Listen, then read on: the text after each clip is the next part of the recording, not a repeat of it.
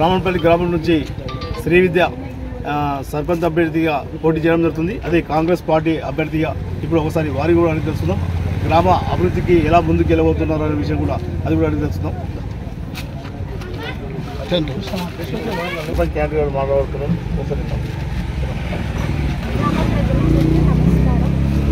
గ్రామం అభివృద్ధి చెందించడానికి నేను సర్పంచ్గా ముందడుగు వేస్తున్నాను. అందరూ నన్ను ఎన్నుకొని సర్పంచ్గా గెలిపించాలని కోరుకుంటున్నాను.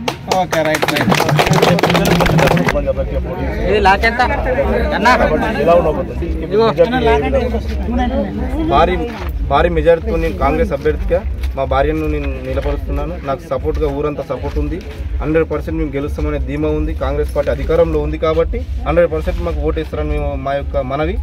గ్రామ ప్రజలకు కూడా మాకు అధికారం ఉంది కాబట్టి గ్రామాన్ని అభివృద్ధి చెందడానికి ముందుండి నేను నడిపిస్తానని నా యొక్క విన్నపం. నన్ను ఎన్నుకుంటే నేను అభివృద్ధి ఏం చేస్తాననేది నేను చెప్తాను, చేసి చూపెడతాను. చెప్పడం కాదు, చేసి చూపెట్టడంలో ముందుండి నడిపిస్తానని నా యొక్క మనవి. అంటే ఇప్పుడు ప్రజల్లో మీకు ఆల్రెడీ ఈరోజు మీరు నామినేషన్ వేయాలనుకుంటున్నారు కాబట్టి ఈ నామినేషన్ సంబంధించి ప్రజలకు మీకు సహకారం ఎట్లా ఉంది? ఈరోజు ఏ విధంగా మీరు రియాలిటీ 100% చెప్తున్నాను. ప్రజలందరూ నీకు ఎందుకు, నేనున్నాను నీ ఎంట ముందుండి నడువు, నీ ఎంట మేమున్నాము. 100% నువ్వు గెలిపించుకునే బాధ్యత మాది.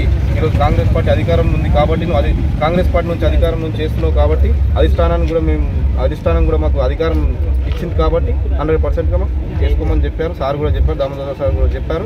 ఆశీర్వాదం ఉంది. 100% ఆయన కూడా ప్రచారానికి వస్తాడు. అన్ని 100% చేసుకోవాలి.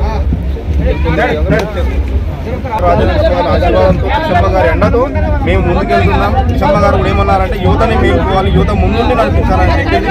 అందుకే మేము యువ ఉత్సాహంతో మేము ముందుకెళ్తున్నాము. మా యొక్క ఓవరాల్గా చూసుకుంటే విజయానికి దారి చూపిస్తున్నాం. కంపల్సరీ విజయం సాధిస్తామని చెప్పి అన్నగారు చెప్పడం జరిగింది.